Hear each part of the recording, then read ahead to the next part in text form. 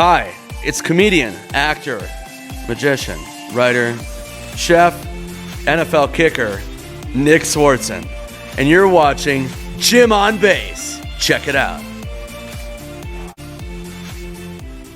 The Jim on Base show has teamed up with my new friends at Old Hillside Bourbon Company. I got two of my favorite bottles here, straight bourbon whiskey and the straight rye whiskey. So whenever you want to get on base with that authentic Kentucky bourbon taste, make sure you visit oldhillsidebourboncompany.com, their social media, Old Hillside CO, or pick up a bottle at Bevmo and Total Wine. Old Hillside Bourbon Company. They'll always get you on base. Welcome back to another episode of the Jim on Base show. For today's very special guest, we have on an actor, producer, comedian. He's been in movies like Bucky, Larson, one of my favorites, Benchwarmers, Grandma's Boy, and you've seen him in shows like Reno 911. Please welcome the great Nick Swardson.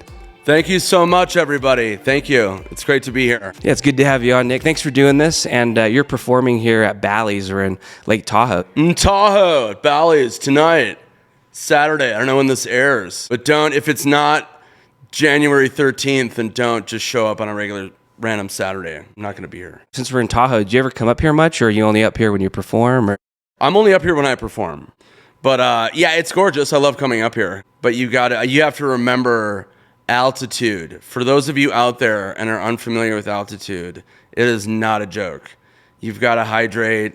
Like, I've done shows in Tahoe, Aspen, Denver, all that stuff, and yeah, it's gnarly. So if you're drinking a lot, you gotta hydrate as you do it. Travel tip. Good travel tip. And speaking of the altitude and everything, we were saying it's kind of ironic you're in Tahoe, then just a few days you're going to be in Hawaii. So you're kind of getting the best of all worlds right now. It's the best. It's the best of all worlds. It's like going from Los Angeles to like Avatar or Pandora, or whatever that planet. It's the best of both. Yeah, it's pretty extreme, but it's funny because your agent doesn't care like what your body goes through to do shows. They're like, yeah, no, we've got you doing some shows in LA, then we're gonna have you in Tahoe, then Hawaii, then we're gonna overnight to Bali, then from there you've got a one night in Saturn on the planet. Then you're gonna go over to Pluto, which doesn't exist anymore, but we'll figure out that travel, and then you go back to down to Miami, and that's all within 3 days. So your body just goes through shit. So when you come to shows, just know that the comedian is dealing with so much. Well, I gotta ask, when you're in Tahoe, do you snow or ski? Because I know you're from Minnesota. You gotta ask. I grew up skiing. So I'm 47 years old. So I was born in the 70s. And so snowboarding wasn't really a thing then. And then I grew up skiing. So like I grew up in the 80s. So that was like there was like tons of ski movies back then. And then snowboarding came along and kind of took over. But I was already kind of past learning something new. I don't want to challenge myself.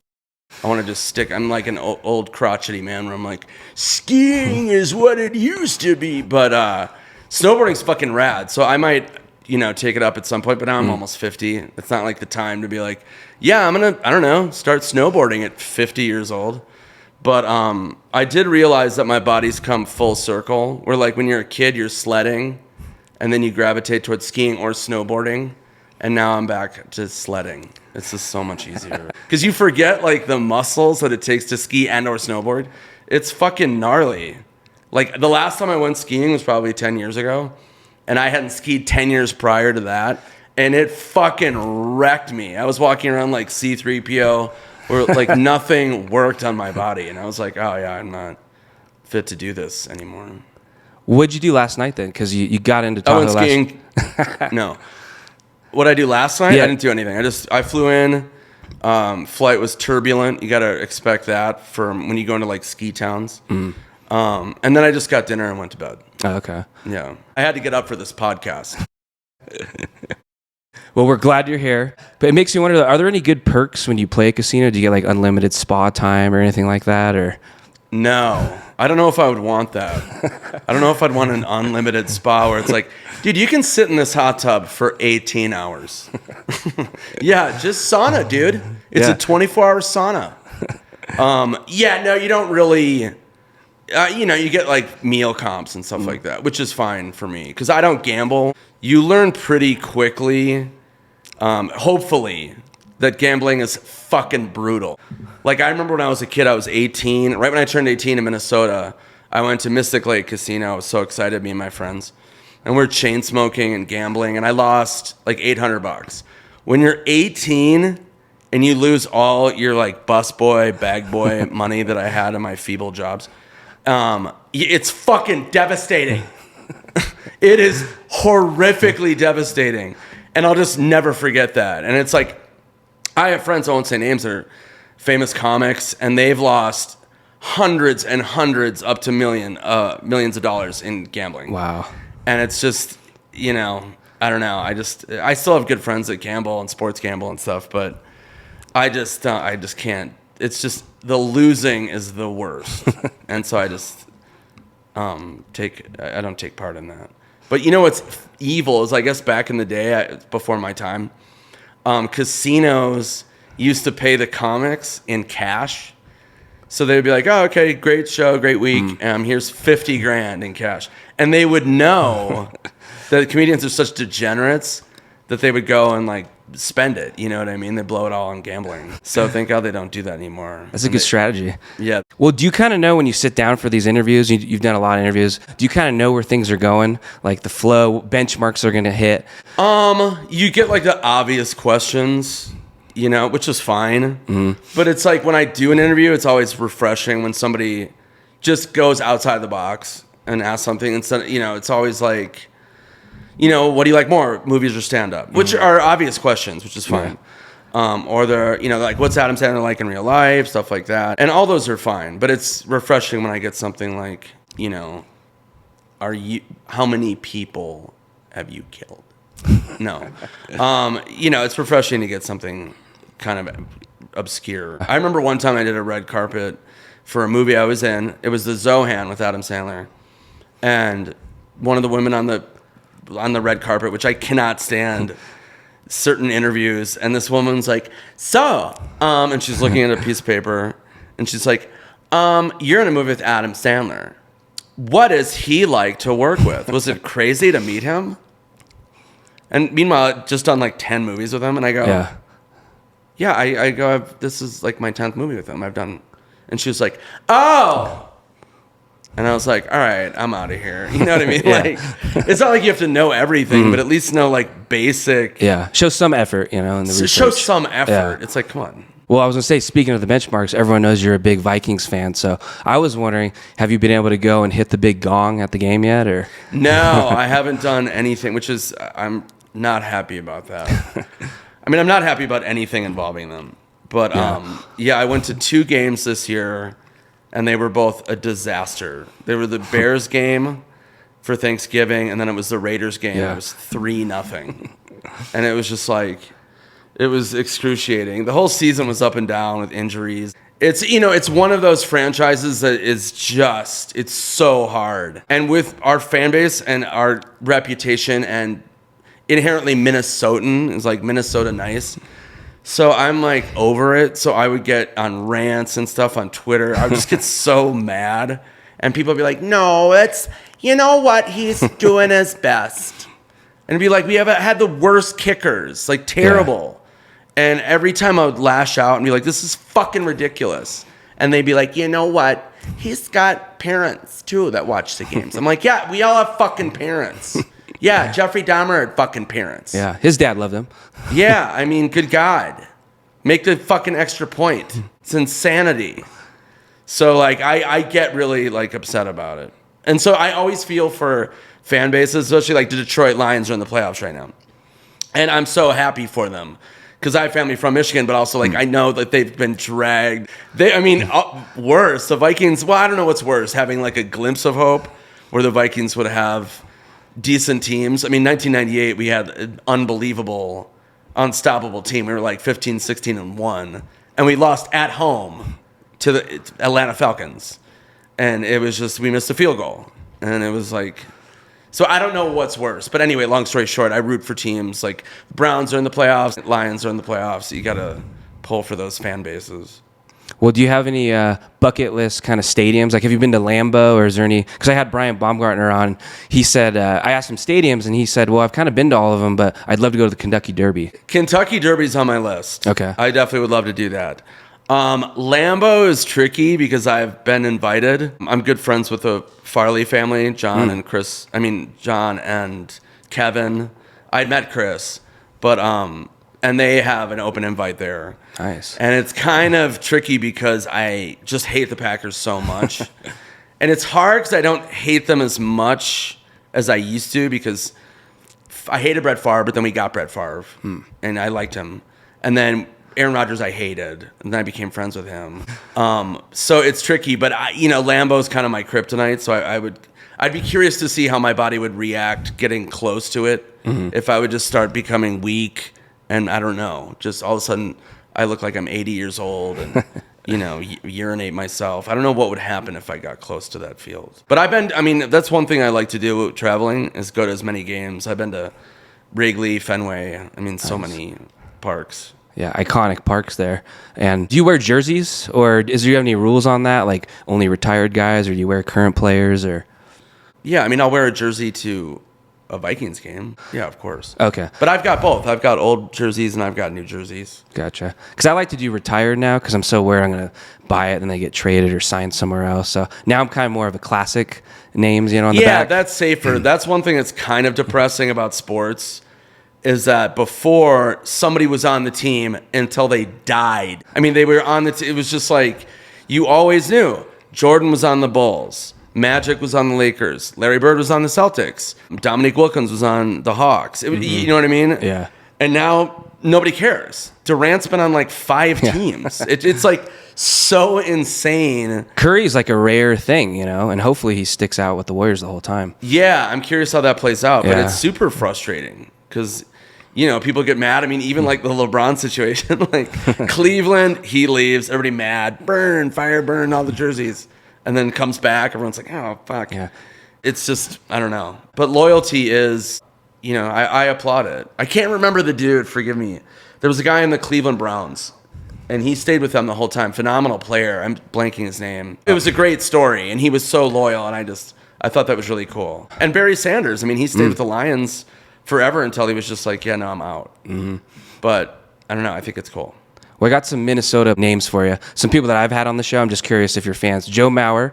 He was cool. I had him at the. I love Joe. Yeah, I had him at the golf course over here. That was great. I don't know if he's necessarily a Minnesota big name, but yeah, he is. Joe Mauer? No, Mark Madsen. That's the next name I was going to throw at you. Oh, Mark Madsen, yeah. And then Patrick Peterson, and he was a solid, more on the Steelers, right? But yeah, Peterson, more Steelers. Joe Mauer went to high school in my conference in St. Paul, Minnesota. So I became friends with Joe. Awesome. And I would show up at Twins games all the time, and they would get me on the field. And, the players, but Joe Mauer, they would look over and see me, and I was usually had a buzz. Definitely would have a dip in my lip. And I'd be like, yeah, dude, yeah. And it's just the look of like, here we go. Yeah. Nick's in the dugout. Yeah, what's up, man? Home run. Just stupid. But they were always very nice. But Joe's like the nicest dude. He's OG pure Minnesota. And I think he's back in Minnesota raising kids now, right? So it's kind of cool to see him. Yeah, I don't think local. he got a place up north, which everybody, that's what you do in Minnesota. Up north, get a cabin. Yeah, I got a boat. Well, you have writers in your family. I know your dad was one as well. So did that kind of help or carry over for you when it came to writing jokes or writing stuff for movies? Or? Yeah, I don't know if it did directly because he wrote editorials and stuff like that. It helped when I was a kid, and I just was a complete ADD idiot, so he would write my papers. Oh, that's pretty good. Yeah, so just because I would procrastinate like any child. Not all of them, but most of them. And I remember the teachers would just see through it so quickly. They would be like, okay, wow, this is a really extensive piece on Mozart. What era was he? 1985. I think he opened up for Duran Duran. They'd be like, so it came in handy there. Yeah. But I inherently I probably absorbed some kind of thing from them. But he didn't write the original script for Malibu's Most Wanted. He wasn't the main writer on Grandma's Boy. So yeah. Well, I was going to say Malibu's Most Wanted. I actually had Jamie Kennedy on the show. Oh, nice. He was awesome. So I was wondering, do you guys still keep in touch? And Yeah, Jamie's one of my best friends forever. Yeah, we check in every once in a while. It was funny because I wrote the original script, which was an R-rated, really hard R movie called Suckers. And it was me and Jamie, like a Dumb and Dumber type kind of movie. And then Warner Brothers took it, and these guys rewrote it, and they did a phenomenal job and made it not psychotic. There was like crack in the movie and shit. But yeah, Jamie and I are always awesome. really close. Well, as you know, he worked like as a telemarketer. I think he would try out bits on people and pretend to be his own agent back in the day. So yeah, I remember him telling me that. Did you ever do anything like that, or? No, but I did grow up in the era where you could do prank phone calls before caller ID, before any of that. So me and my friends would do that all the time. And then we got like a lot of people from that era, a thing called the Jerky Boys, and they released albums of prank calls, and it was so funny. But it was amazing. 'Cause like I said, there was no caller ID. Nobody had cell phones. So you would just call and just do insane. It was so fun to do that. So yeah, I was involved in that, prank calls. Well, that kind of leads into, I thought it was funny before we started. It's out there that you pulled fire alarms as a kid, so. Yeah, totally. My fire alarm days are behind me. So for people that don't know, my parents got divorced when I was like 13, 14, which is just horrible time to go through a divorce, because then I just went rogue. And so I started selling weed, smoking weed, and I just became a total burner for my freshman and sophomore years of high school. So to get out of school, because I went to inner city school, St. Paul Central, and all the doors were magnetically locked, except for the front door where you went in and out. And so we would kick the magnetic doors open. My friend John would boot them open, or we would pull the fire alarm so they would unlock the doors. So we would do that and go smoke weed, and then come back reeking of weed and high. And it was like super obvious it was us. So we'd be like, "Who did that, man? That's so not cool." And it was clearly us. But yeah, those days are behind me. And then I did Chuck and Larry with Sandler and Kevin James. They played firemen. Yeah, it's just kind of cool for me to have you on, you know? Yeah, man. I didn't play a fireman in Chuck and Larry. I played a butterfly with glitter on my face, dancing around. But I mean, I was around firemen, so much respect. And Steve Buscemi, who is legendary. Great actor, great person, and fireman. Well, what were your dreams as a kid? Did you want to be an actor? None! Or play for the Vikings? I had no dreams, except for being a Vikings kicker with no experience, and I almost got the job. Oh, really? No. Oh, okay. Yeah, I didn't really know what I wanted to do. It's funny because I went back and looked at an old yearbook I found from grade school. And this is real. And all your friends sign the yearbook at the end of the year. And 80-90% of the things that they signed were like, "Someday you'll be a comedian." And comedian was spelled wrong, you know what I mean? But it was like a ton of the things where you're going to be a comedian. Because I was, a cut up kind of class clown. But I never thought that was a life.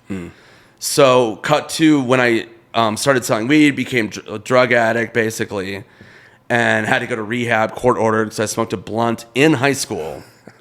Ironically, in the balcony of the theater during class. So I had to go to rehab, court ordered. And then when I got out, my grades were such shit, all my friends abandoned me because I was clean. And so to get my grades up, I took acting. And the acting teacher was like, "Who the hell are you? Like, where did you come from?" So I did a monologue, and I guess it was good. And she moved me into the advanced program. And then it substituted my addiction from drugs to acting, because it was such a rush, and it was just nothing like it. So then from theater, I went into improv. Comedy sports was what it was called. And I did that. And then after high school, I started stand-up. And so I just threw myself into studying comedy, doing comedy, every facet of comedy. And it just completely changed my life. And then I knew that that's what I wanted to do. Well, you've played David Bowie fan in Almost Famous. You also had Dave Matthews in Just Go With It. So it made me wonder, what kind of music tastes are you into? Do you go to concerts or anything like that? I used to go to concerts all the time. It's funny because somebody tweeted this, or it was on some post, and it really resonated because the older you get, you just kind of always gravitate towards what you grew up listening to. So I still listen to, I mean, God, I still listen to like classic rock. But then when I moved to New York, I started listening to, there was a whole move of music like the Strokes and the White Stripes, bands like that, the Hives, stuff like that I still listen to. I still listen to hip hop from high school, Beastie Boys, Tribe Called Quest, De La Soul. I mean, all that kind of stuff. So you listen to music that you grew up with still. I don't even know who's out there anymore. Yeah. So I love music, and I'm always stoked to hear stuff. So when somebody turns me on to something new, my director friends who are always involved in music and what's new for soundtracks and stuff, like the director Nick Goosen, who did Grandma's Boy, he got so much great music that he knew about that I had no idea. Well, who was your first concert then? Do you remember? Or? The first concert I went to, I do remember, was at a club called First Ave, which is famous. And it was Prince's Club. It was in the movie Purple Rain, and super legendary. And my friend Brendan, I was junior in high school, and he goes, "Hey man, I've got a ticket to this band that's performing at First Avenue." And I go, "Oh, who is it?" And he goes, "It's this band, Radiohead." Wow. And I go, "I don't know them." And he goes, "They have that song Creep." And I'm like, "Oh yeah." And he goes, "They have that new album out called The Bends." So there was a music video called Fake Plastic Trees that I loved. And I'm like, "Oh, okay." And I was kind of 50-50 on going.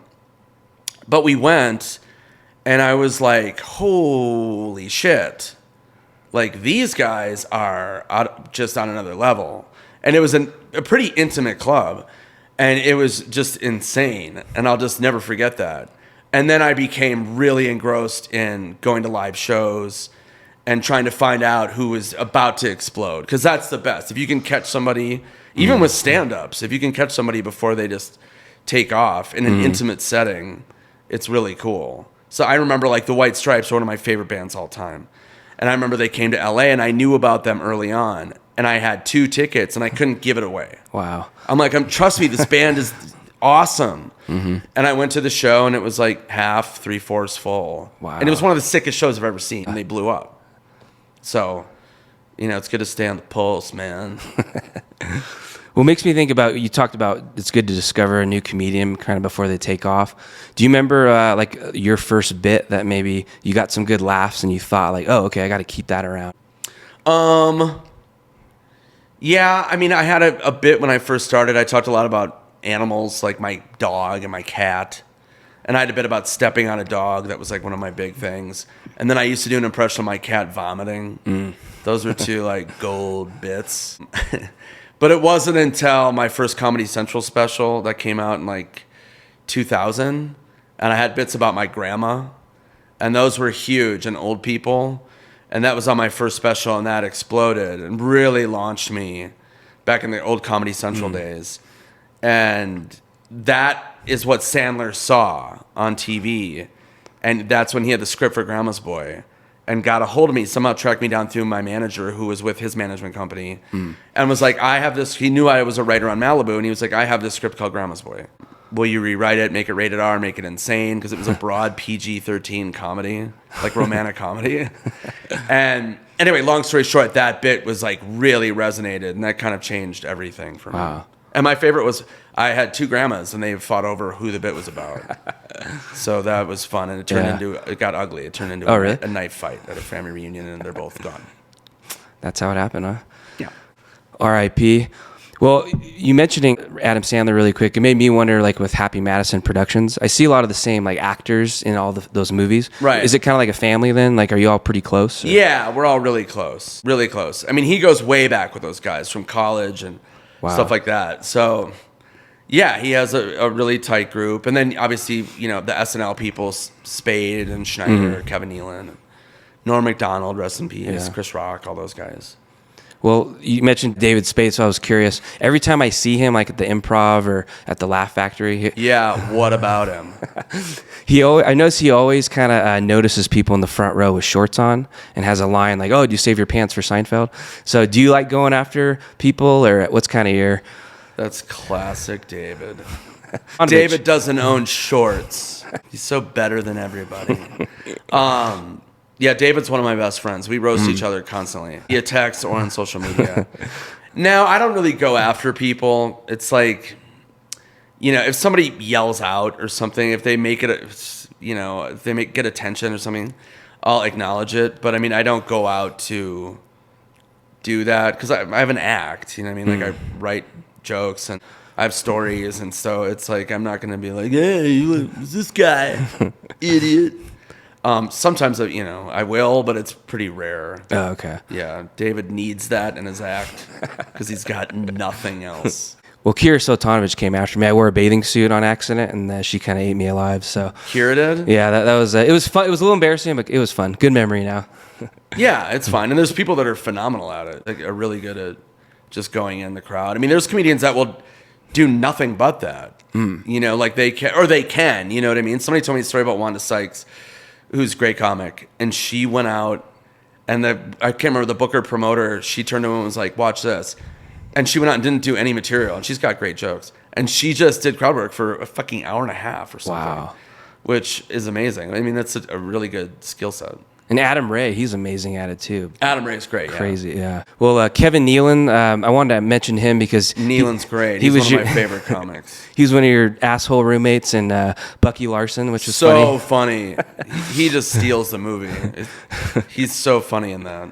Well, I watched your segment with him when you guys went hiking in the hills. Yeah. So I was just wondering, when you're doing that, are people kind of like constantly bothering you guys? Because do they notice you guys doing that, or do you kind of get left alone? Doing the hike? Yeah, because there's nobody around. Oh, okay. Because he has the camera, so I'm just wondering if hikers it's come not. up. We're not walking through like Times Square. It's like a hike, so we're in the middle of nowhere. And you can tell the more minutes that go by, the heavier the breathing goes. So. Yeah, it's a little strenuous. But Kevin Nealon's great. Go see him live. He's a phenomenal comic. Yeah, he's on my list. I still haven't seen him live. And he's great. He has one of my favorite jokes of all time. He goes, I found a bird that was injured, and I took it home, and I put it in a box, and I called a veterinarian, and I go, what do I do? How do I help the bird? And they go, you have to feed it with an eyedropper.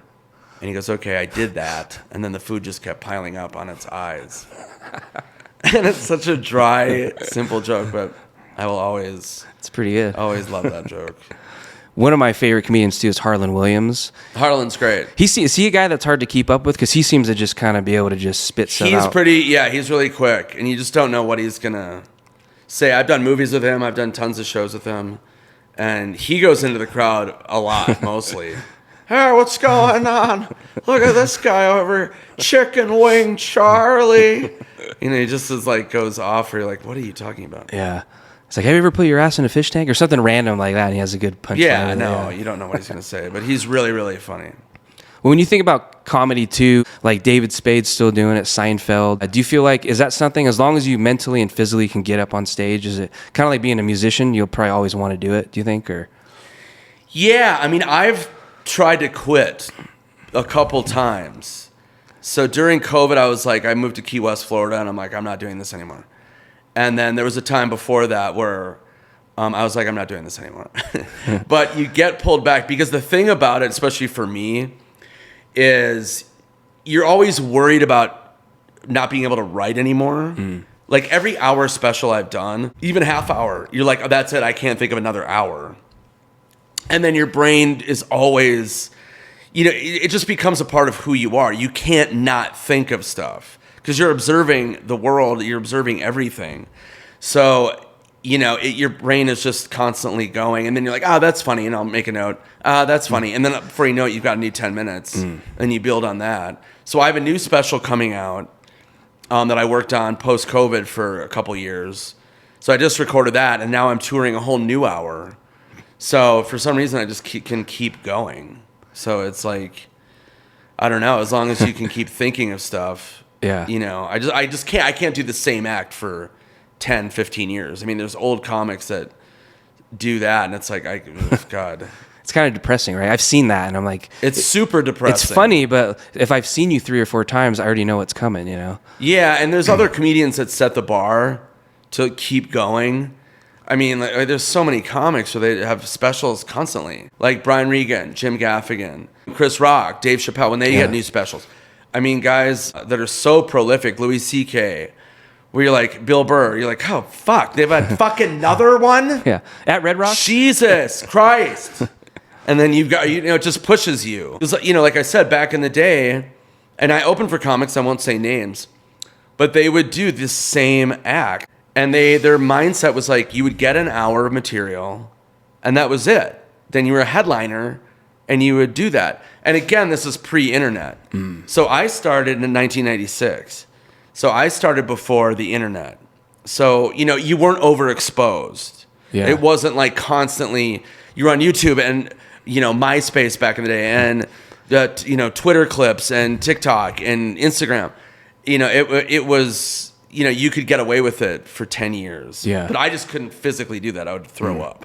Do you feel like popping in a lot at the Improv or Laugh Factory and being around other comics, does that kind of keep the creative juices flowing? Because even as a fan, I feel kind of inspired when I'm going to shows, Yeah, it's cool. I just think everybody's so good. There's so many good comics.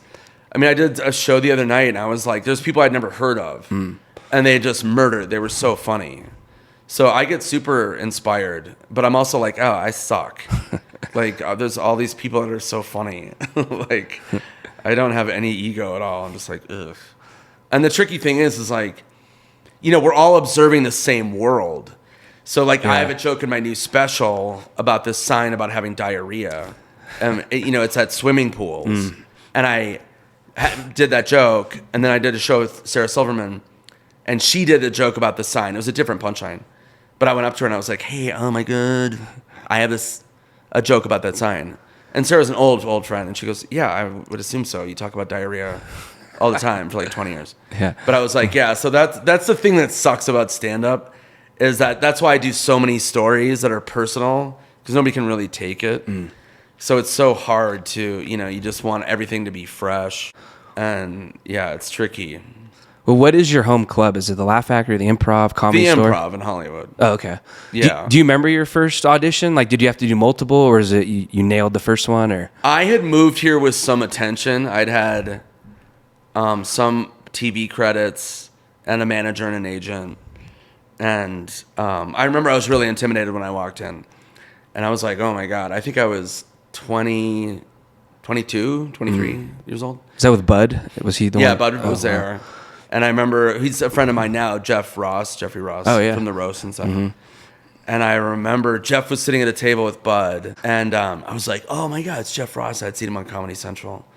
And then Bud brought him on stage. He's like, this next comedian, very special occasion. He's been doing it this is his 10-year anniversary. And I remember being in the back like, what? 10 years? He's been doing it 10 years? Like, I couldn't wrap my brain around it. And then cut to just 2 days ago was my 28th year of doing stand-up. Wow. 28 years, which is so insane to think about that. When I was blown away by 10 years, blew my mind. Like, I couldn't process it.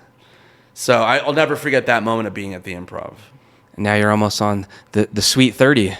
I know. That's insane. Crazy. I remember another memory from the Improv.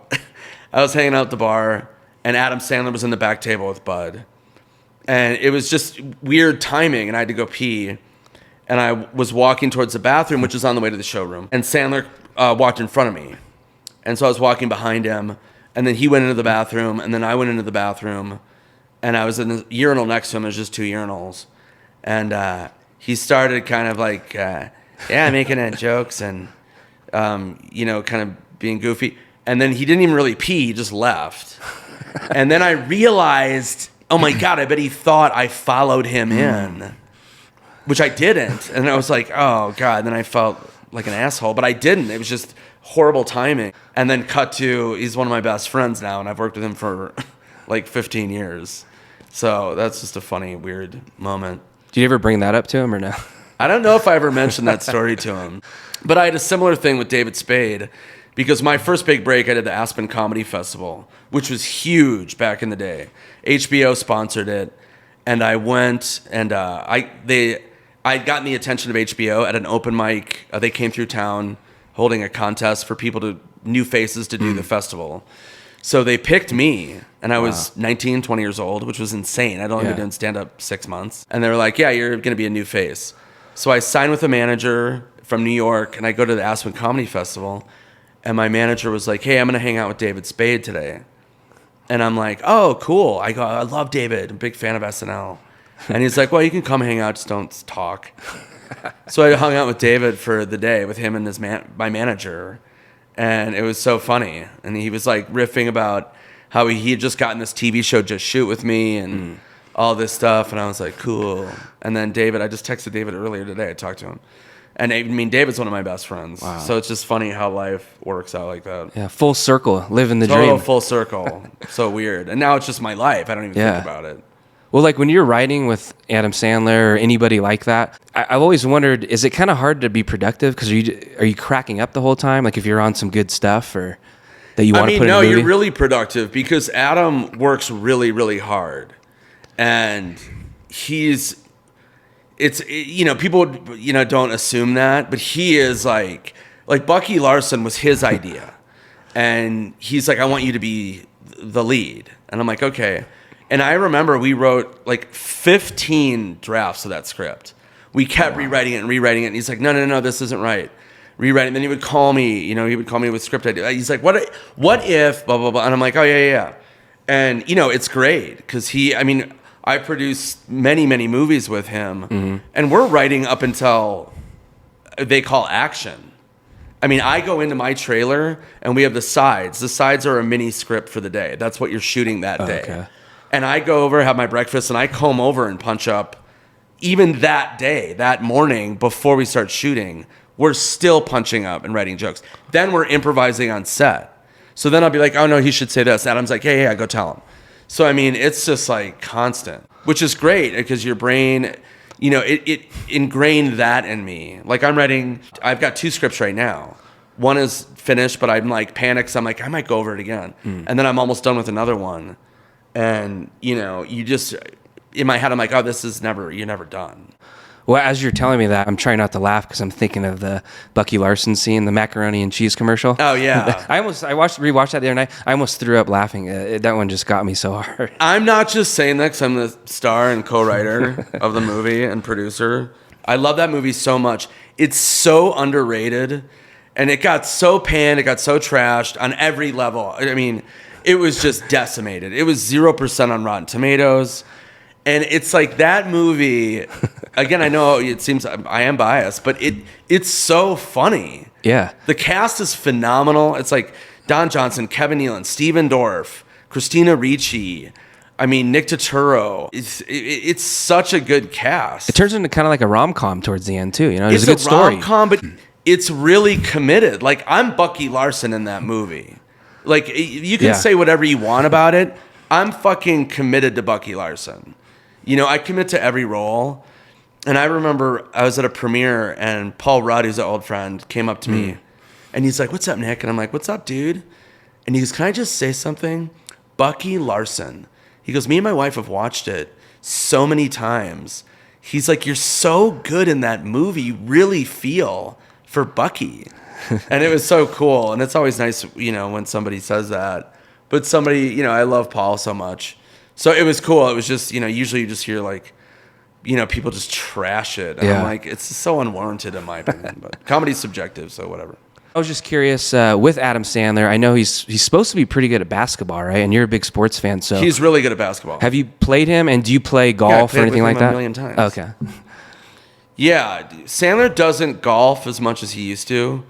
But yeah, he plays basketball all the time. That's his like go-to exercise because going to the gym is boring and tedious. But hoop is like his thing. And the thing that is kind of annoying is that he'll do it at the drop of a hat. So when we're on set, he makes sure there's a basketball court somewhere nearby.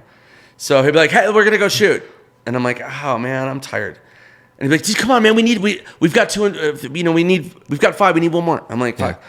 So, we would play like during lunch, we would play like constantly, which was a good workout, but it was tricky because I would have to guard Adam a lot of the time because we're similar in height. And, you got to be careful because you don't want to foul him because then we've had instances where we've fouled each other. There was one time on accident we were shooting the movie Click, and it was my first movie on camera with him. And we were playing pickup basketball during lunch. and the ball hit me dead center on my finger. I took a pass, and it like hurt horribly. And he was like, "Are you okay?" And I'm like, yeah, I'm fine." So I toughed it out, played again, and then it hit me again, same finger.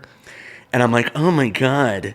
And then I had to do the scene, and it was in a Bed Bath & Beyond, and I'm folding towels. I'm in so much pain, but it's my big scene with Adam. Yeah. So I just didn't say anything. And then afterwards I went to the doctor, and I had shattered my finger and broken my hand. Wow. Yeah, so I was like, dude, I don't want to do this. Yeah. I'm going to rewatch that scene now. Yeah, just knowing that I almost fucking died. But yeah, I fouled Sandler really bad one time, and he had like a knot on his head. He went up, and I accidentally hit him. And he was mad, but he couldn't be too mad because it was his idea to play. So that was funny. But yeah, Adam's a really good basketball player. He's got a really tricky fadeaway that's really annoying. Well, last sports question I had for you. Minnesota guy, I think you're good friends with him, right? Josh Duhamel. Yeah, Josh's one of my best friends. He comes here every now and then for the celebrity golf tournament. Oh, he does? Yeah, so do you golf at all? Or I golf a little bit. I mean, when I turned in my mid-40s, like I said, I'm 47, I lost my vision.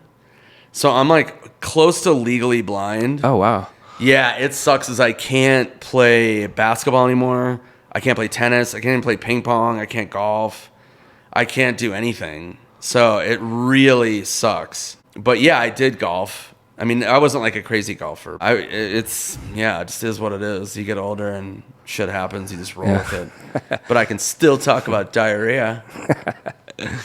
Well, Nick, it's been great to have you on. Thanks for giving me some time. And yeah, of course. And then speaking of Josh Duhamel, check out Buddy Games and Buddy Games 2.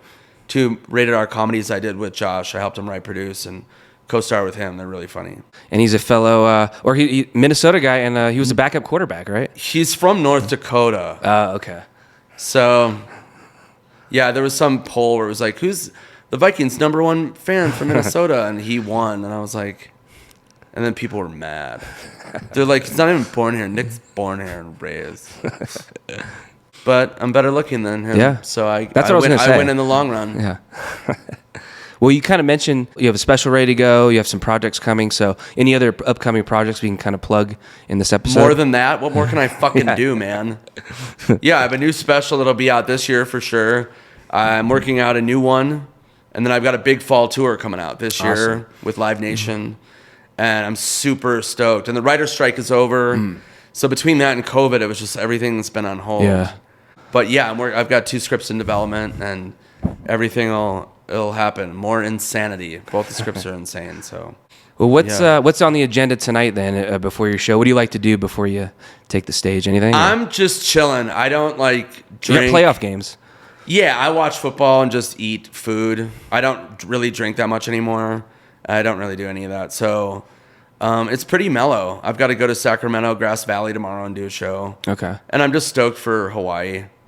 And I'm just glad to be back at work. Yeah. Glad to be back touring, and I'm glad to be back writing and just getting stuff off the ground, man. Awesome. I've drank enough for everybody times 1,000, so I'm good. Yeah. I had Alonzo Bowden on the show. Oh, cool. He's a great guy. Great comic. Yeah, he was awesome. And he mentioned for him, the perfect room to do a comedy show is like 175 people for him. So I was just wondering, what do you think about that? What's kind of your favorite room or environment to be in? That's interesting because, yeah, it can go either way. I mean, I've done everything you could do. I've done shows for 25,000 people. I've done shows for 5 people. Starting in New York, I would do the late night shows, and the club would have cleared out, and there'd be like 5 people. But yeah, I love doing clubs and going back. I love doing theaters too. But clubs, there's just something about it that's just so rogue. It's so OG stand-up. And if you talk to a lot of comics, they love going back to clubs. Even theater comics, arena comics. There's just nothing like a comedy club.